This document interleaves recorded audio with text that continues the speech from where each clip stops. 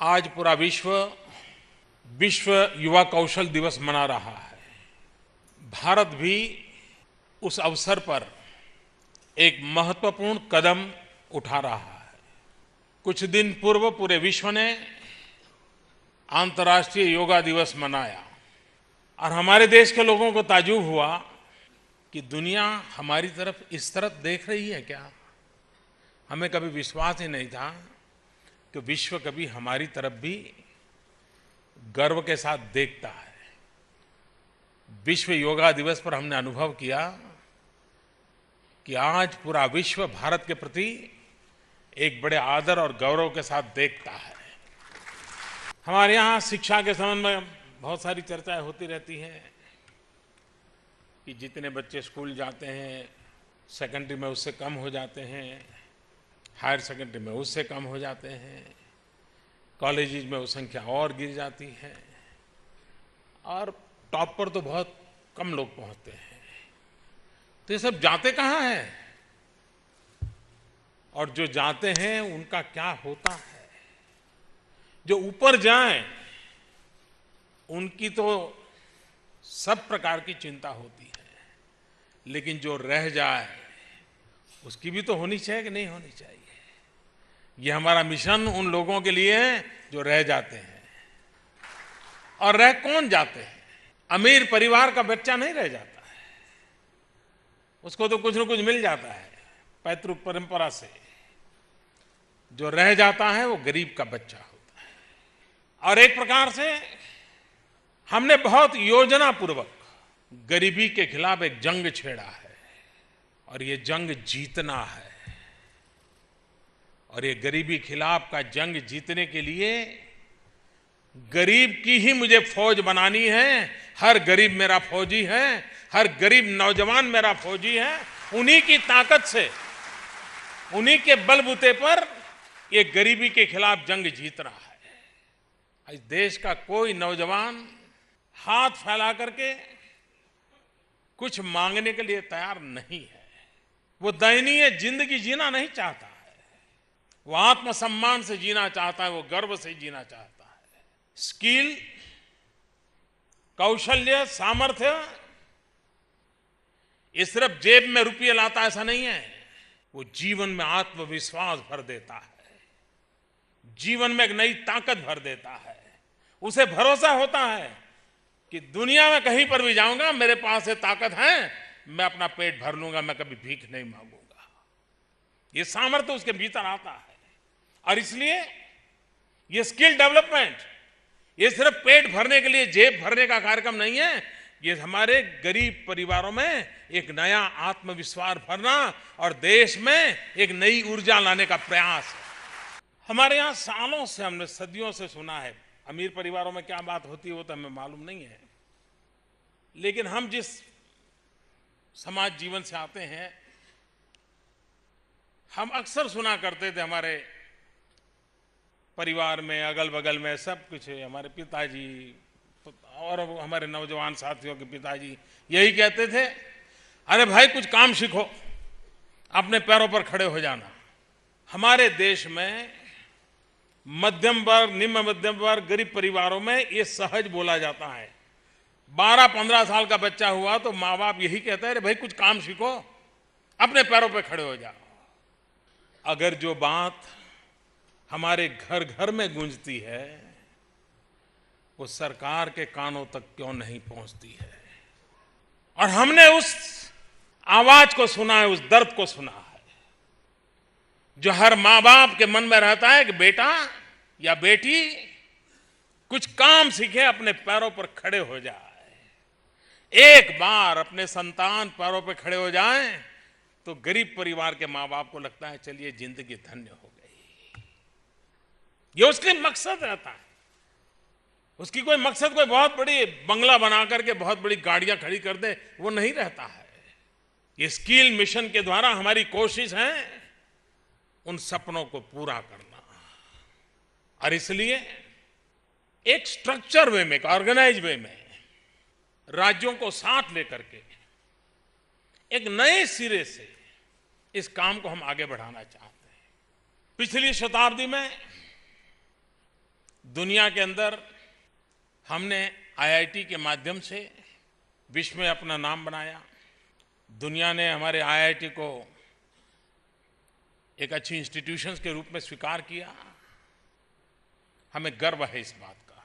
लेकिन इस शताब्दी में हमारी आवश्यकता है आईटीआई की। अगर पिछली शताब्दी में आईआईटी ने दुनिया में नाम कमाया, तो इस शताब्दी में हमारी छोटी छोटी छोटी आईआईटी की इकाइयां ये दुनिया में नाम कमाएं, ये सपना लेकर के हम आगे बढ़ना चाहते हैं। हम कहते हैं कि हमारे पास 65% जनसंख्या 35 साल से कम आयु की है।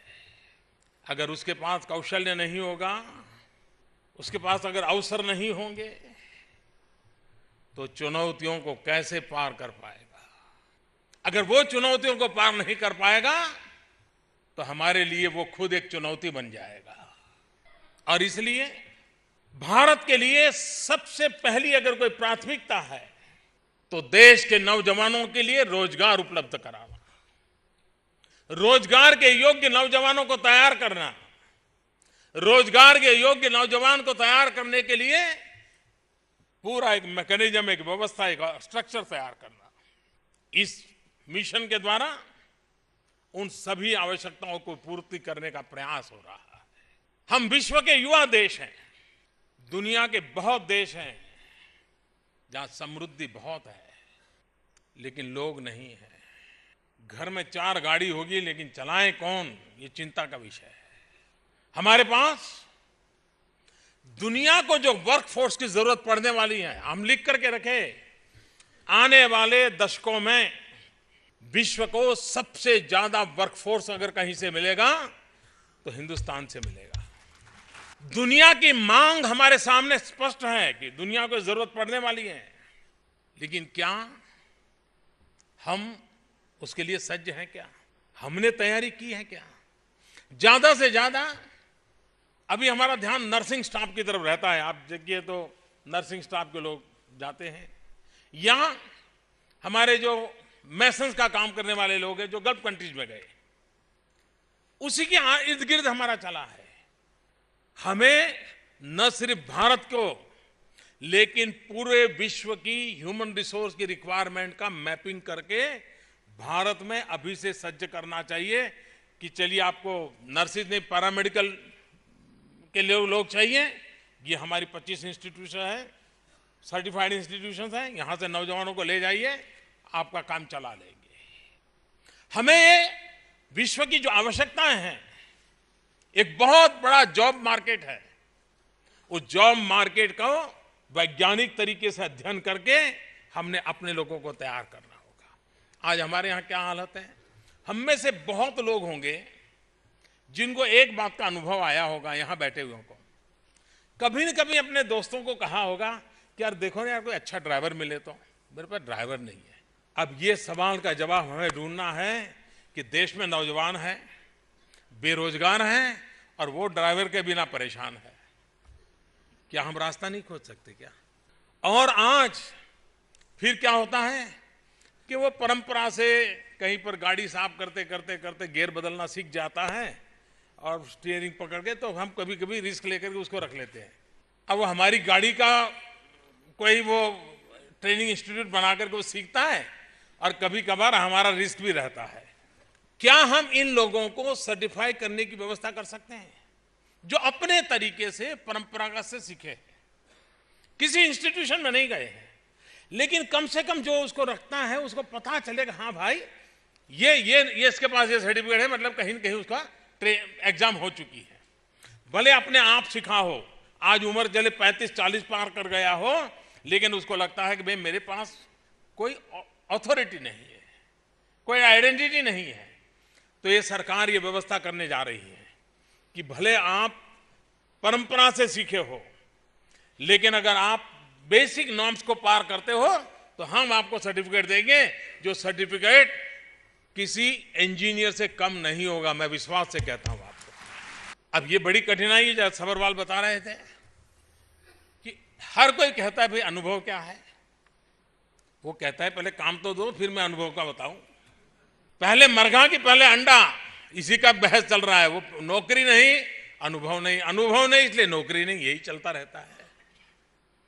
हमारे यहाँ आवश्यकता है एंटरप्रेन्योरशिप को बल देना। कभी कभी उद्योग जगत के लोग भी एंटरप्रेन्योर को रखने से डरते हैं। उनको लगता है यार रख लूंगा और सरकार का कोई साहब आ गया और सर गिनेगा, ज्यादा हो गए तो मर गया, मेरे कारखाने को ताला लग जाएगा, तो रखने को तैयार नहीं है। कानून की जकड़न भी कभी कभी ऐसी है कि हमारे नौजवानों को जगह नहीं मिलती है। हम चाहते हैं कि देश में रोजगारों का अवसर बढ़े। जो एंटरप्रेन्योरशिप के लिए जाना चाहता है उसको अवसर मिले, जो अप्रेंटिसशिप के लिए जाना चाहता है उसको अवसर मिले। जब तक उसको यह अवसर नहीं मिलेगा अनुभव आएगा नहीं। और इसलिए हमारी कोशिश है कि अप्रेंटिसशिप को कैसे बढ़ावा दें। इस पूरे मिशन को हमने स्किल तक सीमित नहीं रखा है, इसके साथ एंटरप्रेन्योरशिप को जोड़ा है। क्योंकि हम ये नहीं चाहते कि हर कोई बने तो बस कहीं कहीं नौकरी खोजता रहे, जरूरी नहीं है। एक ड्राइवर भी एंटरप्रेन्योर बन सकता है, वो भी कॉन्ट्रैक्ट पर गाड़ी लेकर के सब कॉन्ट्रैक्टर बनकर के गाड़ी चला सकता है। हम उसके अंदर ये स्किल लाना चाहते हैं। जिस प्रकार से कभी कभार क्या होता है, जब तक आप वैल्यू एडिशन नहीं करते हैं आप कुछ भी नहीं कर सकते। मान लीजिए आपको ड्राइविंग आता है, लेकिन आप उसको कहते हो साहब मुझे कंप्यूटर का टाइपिंग ही आता है, तो तुरंत का अच्छा ये भी आता है, चलो फिर जब ड्राइविंग का काम पूरा होगा तो कंप्यूटर करते रहना। तो जब उसको पता चले एक्स्ट्रा क्वालिटी है तो उसका वैल्यू बढ़ जाता है।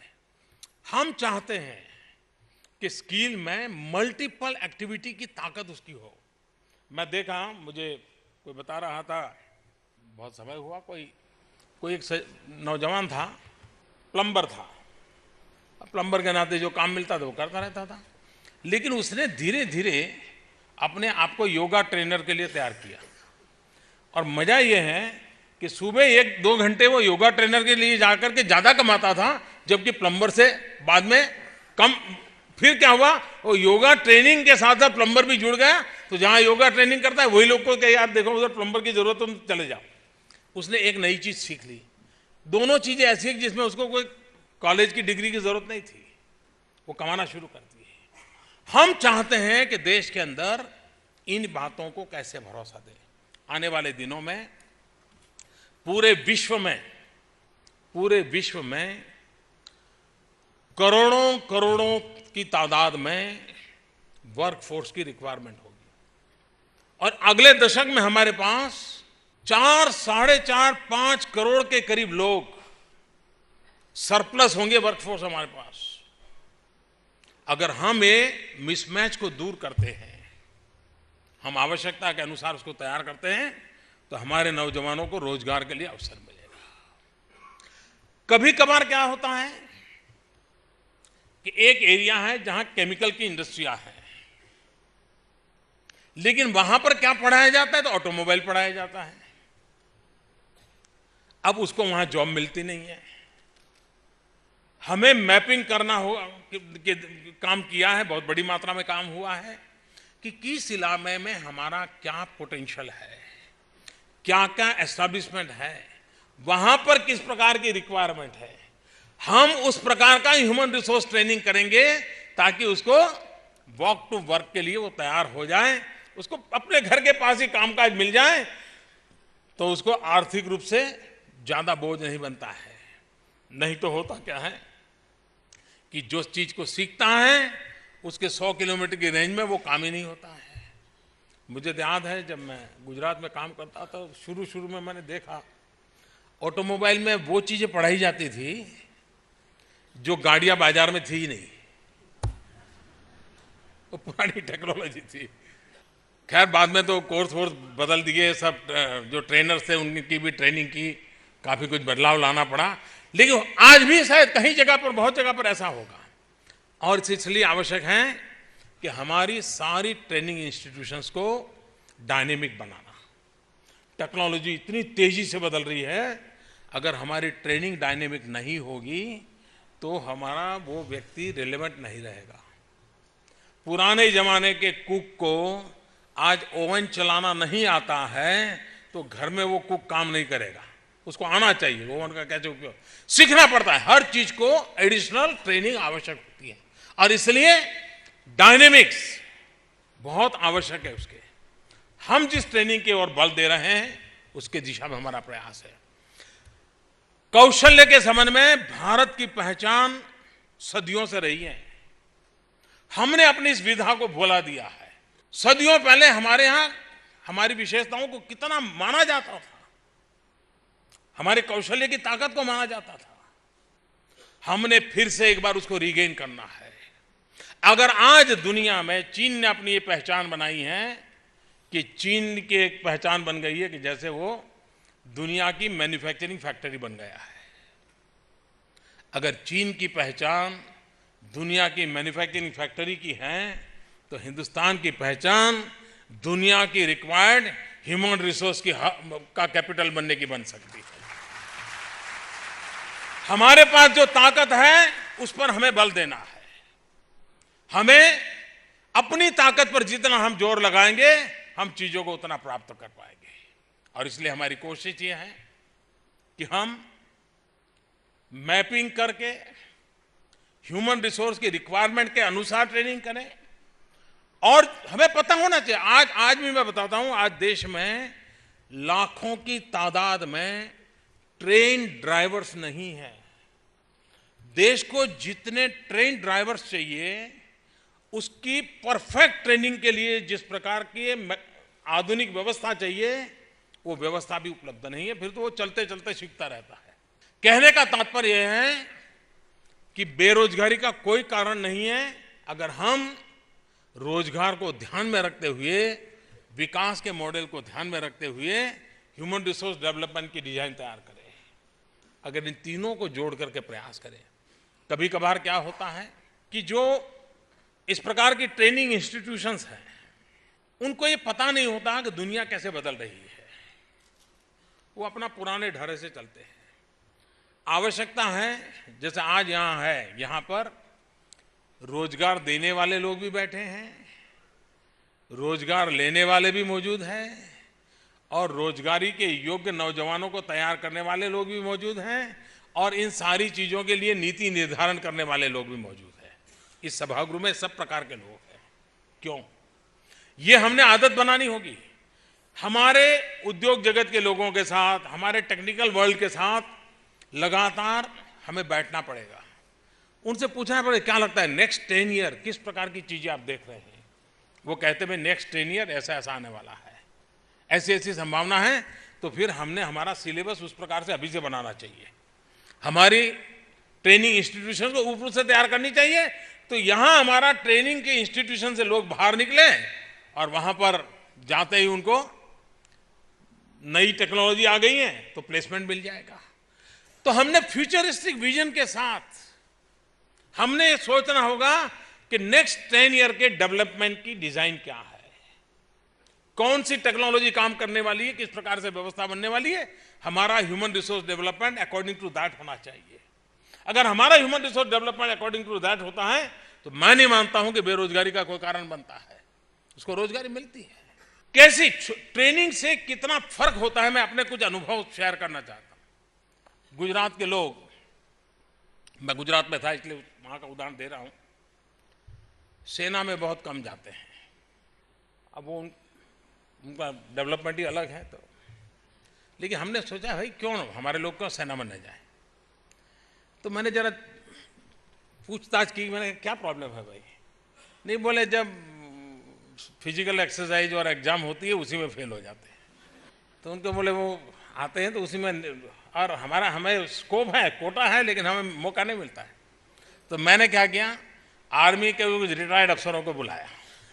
हमने कहा भाई हमारा ये जो ट्राइबल बेल्ट है वहाँ के नौजवानों को तुम ट्रेन करो एग्जाम कैसे पास करनी।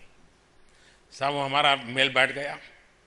उन्होंने ट्रेनिंग के कैंप लगाने शुरू करे। एक महीने के कैंप लगाते थे मोबाइल। और जब भर्ती होने लगी तो जो करीब 5-7% मुश्किल से हमारे लोग जाते थे 35-40% तक पहुंचा दिया था।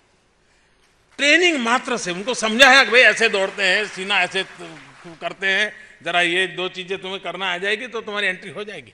वो तैयार हो गए। कहने का तात्पर्य ऐसा नहीं कि कोई नौजवान जाना नहीं चाहता है, लेकिन कोई उसको समझाए तो। चीजें छोटी छोटी होती हैं लेकिन बहुत बड़ा बदलाव लाती है, बहुत बड़ा बदलाव लाती है। और आज जॉब मार्केट एक इतना बड़ा फील्ड है क्योंकि हर किसी को कोई न कोई सेवादार की जरूरत होती है, किसी न किसी की व्यवस्था हुई है। मैं जब स्किल डेवलपमेंट के लिए मैं काफ़ी दिमाग खपाता रहता था, क्योंकि मुझे लगता है कि ये, और आज से नहीं, मैं कई वर्षों से इसमें ज़रा रुचि लेता हूँ। मैंने बहुत साल पहले ये सफरवाल को मेरे यहाँ भाषण के लिए बुलाया था। जब मैंने सुना कि ये जॉब मार्केट में काफ़ी काम कर रहा है तो मैंने कहा भाई बताओ तुम क्या क्या सोचते हो। बहुत साल पहले की बात है। कहने का तात्पर्य यह है कि मुझे पता लग रहा था कि ये इसका एक अपना महत्व है। इस महत्व को हमने अनुभव करना चाहिए। एक बार मैंने बहुत छोटी उम्र में दादा धर्माधिकारी को मैं पढ़ता रहता था। आचार्य विनोबा भावे के साथी थे, गांधीयन थे और बड़े ही समर्पित गांधीयन थे, चिंतक थे। एक बढ़िया उन्होंने एक अपना प्रसंग लिखा है। कोई नौजवान उनके पास गया कि दादा कहीं नौकरी मिल जाए, काम मिल जाए। तो उन्होंने पूछा तुम्हें क्या आता है? तो बोले मैं ग्रेजुएट हूँ। तो कहा अरे भाई मैं तुझे पूछ रहा हूँ क्या आता है? अरे बोले मैं ग्रेजुएट हूँ। अरे भाई तुम ग्रेजुएट हो, मैंने सुन लिया, मुझे समझ आ गया, तुम्हें आता क्या है? नहीं बोले मैं ग्रेजुएट हूँ, मुझे कुछ काम तो मिले। उन्होंने कहा अरे भाई चल तुझे ड्राइविंग आता है क्या? तुम्हें बर्तन साफ करना आता है? तुम्हें रोटी पकाना आता है क्या? कपड़े धोना आता है? क्या आता है बताओ ना। तो नहीं कि बोले मैं तो ग्रेजुएट हूँ। दादा धर्माधिकारी जी ने बहुत बढ़िया ढंग से इस चीज को लिखा है, अपने स्वानुभव से लिखा है। और इसलिए आवश्यक है कि उसको जीवन जीने का भी कौशल्य इस हस्त कौशल्य से आता है। जो हाथ से वो कला सीखता है, ताकत आती है, उसे जीवन जीने का कौशल्य प्राप्त होता है। और उसको प्राप्त कराने की दिशा में हमारा एक प्रयास है। हम उसे एंटरप्रेन्योर भी बनाना चाहते हैं। अब आप देखिए टूरिज्म हमारे देश में डेवलप करना है। जो स्थान टूरिस्ट डेस्टिनेशन है वहां टूरिस्ट गाइड तैयार करने की कोई इंस्टीट्यूट है क्या? वहां पर लैंग्वेज कोर्सेज है क्या? अगर आगरा है, टूरिस्ट डेस्टिनेशन है, तो आगरा के अंदर लैंग्वेज कोर्सेज सबसे ज़्यादा क्यों नहीं होने चाहिए? ताकि वहां पर के बच्चों को सहज रूप से लैंग्वेज आती हो और टूरिस्ट को लगेगा अपनापन, उसकी भाषा में बात करेगा। ये अगर हमें टूरिज्म डेवलप करना है तो हमें हमारे वहां के ड्राइवर को मैनर सिखाने से लेकर के लैंग्वेज से कम्युनिकेट करने वाले लोगों तक की एक सहज समाज में फौज खड़ी करनी पड़ती है, जिनकी रोजी रोटी भी उससे चलती है। हमें जब तक इस प्रकार का टारगेटेड और जो कि देश की ताकत को बढ़ाता है, सर्विस सेक्टर में भी हम स्पेसिफिक चीजों को करें तो बदलाव आता है। आज देश में टूरिज्म को बढ़ावा देने के लिए बहुत बड़ी ताकत है, बहुत बड़ी ताकत है। लेकिन उस प्रकार से जो ह्यूमन रिसोर्स तैयार करने चाहिए, वो ह्यूमन रिसोर्स करने के लिए हम उतने उदासीन होते हैं। मैं तो इस मत का हूं कि जो जो टूरिस्ट डेस्टिनेशन हो वहां पर हमेशा कंपटीशन होती रहनी चाहिए गाइड की। Who is the best guide? कौन उस शहर का बढ़िया से बढ़िया वर्णन करता है? कंपटीशन हो, इनाम देते रहो, आपको ढेर सारे नौजवान मिलते रहेंगे जो हिस्ट्री बताएंगे, आर्कियोलॉजी बताएंगे, आर्किटेक्चर बताएंगे, व्यक्तियों के नाम बताएंगे, सब 50 सवालों के जवाब दे पाएंगे। धीरे धीरे धीरे धीरे पोटेंशियल खड़ा हो जाएगा। कहने का मेरा तात्पर्य यह है कि हमारी यहाँ संभावनाएं बहुत है। मुझे जब स्किल में काम करता तो मैंने क्या किया, हमारे अफसर लोग आए थे तो ये चल रहा था कैसे करना। मैंने कहा एक काम करो भाई, गर्भाधान से लेकर के मृत्यु तक जीवन में कितनी चीजों की आवश्यकता होती है उसकी सूची बनाओ, और जो सूची बनेगी वो इतनी स्किल चाहिए। तो उन अफसरों ने कहा था हम सोचते हैं। उन्होंने सरसरी नजर में 2-3 दिन बैठे और बनाए तो कोई 926 चीजें लेकर के आए कि वो जन्म के बाद उसको ये चाहिए, दिखना चाहिए, फलाना चाहिए, पढ़ाई के समय ये लगेगा, शादी के समय गुलदस्ता लगेगा, सारी चीज़ों ने लिस्ट बनाई। कोई 926 चीज़ें ऐसे ही सरसरी, वैसे बनाए जाएंगे तो शायद 2000 निकलेगी। मैंने कहा 926 का स्किल डेवलपमेंट है क्या तुम्हारे पास? लोगों को जरूरत है। ये हमने सोचना होगा। अगर भाई गुलदस्ते की जरूरत है तो गुलदस्ता देना। और वैल्यू एडिशन कैसे होता है, मैं हैरान था। मैं थोड़ा टेक्नोलॉजी नहीं आए तो मुझे देखने का शौकीन हूं। एक बार मैं एक ट्राइबल बेल्ट में गया, तो वहां मुझे वहां की आदिवासी बच्चियों ने एक गुलदस्ता दिया और मैं हैरान था। उस गुलदस्ते के हर फूल पर मेरी तस्वीर लगाई हुई थी। मेरे लिए वो सरप्राइज था। तो मुझे लगा कि उन्होंने चिपकाया होगा। तो मैंने जरा यूं करके देखा तो ऐसा तो नहीं लगा। तो मैंने फिर उनको वापस बुलाया। मैंने कहा ये क्या है? ये ट्राइबल बच्चियों की बात मैं कर रहा हूं। बोले हमने गुलाब की पत्तियों पर लेजर टेक्निक से आपकी फोटो छापी है। अब आप बताइए वैल्यू एडिशन करने की क्या सोच होती है। एक आदिवासी इलाके की गरीब स्कूल की बच्ची को भी दिमाग में आता है कि टेक्नोलॉजी का कैसे उपयोग, मतलब हुआ डायनेमिक्स बदल रहे हैं। हम उसके लिए अब सज्ज कैसे करें। मुझे तो लगता है कोई ये चलाए ना भाई कि भाई 1 घंटे का ट्रेनिंग कोर्स बोर्ड लगा के बैठ जाए। क्या मोबाइल फोन कैसे उपयोग करना मैं सिखाऊंगा। मैं बताता हूं साहब, लोग क्यू में खड़े हो जाएंगे। बहुत लोग हैं जो ये तो ढूंढते रहते हैं कि नया मॉडल कौन सा आया, लेकिन उनको ये पता नहीं होता है कि ग्रीन एंड रेड बटन के सिवाय इसका क्या उपयोग होता है। अब किसी के दिमाग में है हाँ भाई मैं ये करूंगा, आप देखिए लोग जाएंगे, अच्छा बताओ भाई मैं नया लाऊं कैसे ऑपरेट करना, क्या क्या चीजें होती है। सीखने के लिए लोग जाएंगे, उपयोग करेंगे। कहने का तात्पर्य है कि हमें ये जोड़ना है। हमने कौशल्य के साथ जीवन जीने की क्षमता, कौशल्य के साथ रोजगार के अवसर, कौशल्य के साथ विश्व के अंदर भारत का डंका बजाने का प्रयास, इस लक्ष्य को लेकर के हम इस काम को चल रहे हैं। मैं राजीव प्रताप रूडी और उनकी पूरी टीम को बधाई देता हूं।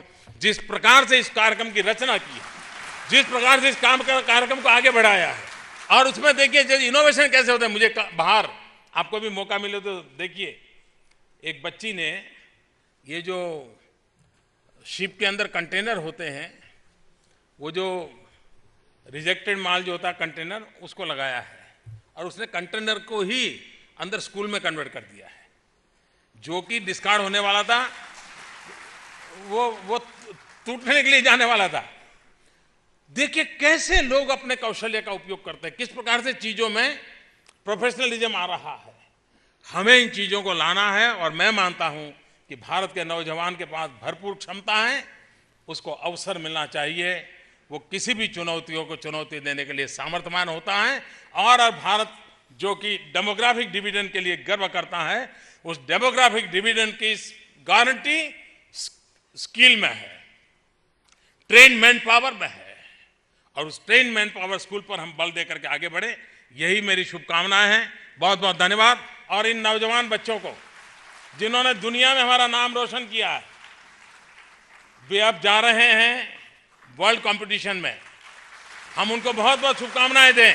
मैं आशा करता हूं कि हम दुनिया में इस क्षेत्र में हमारी पहचान बनाए कि हाँ भाई हमारे नौजवानों में कौशल्य के अंदर, और ये ओलंपिक से कम नहीं होता इनका ये गेम, ये उनका कौशल्य दिखाना बड़ा महत्वपूर्ण होता है। हमारे देश में अभी ध्यान नहीं गया क्योंकि वो नहीं, ग्लैमर नहीं है, लेकिन धीरे धीरे जाएगा। आज शुरू किया है मैंने, धीरे धीरे दुनिया का ध्यान जाएगा। बहुत बहुत धन्यवाद।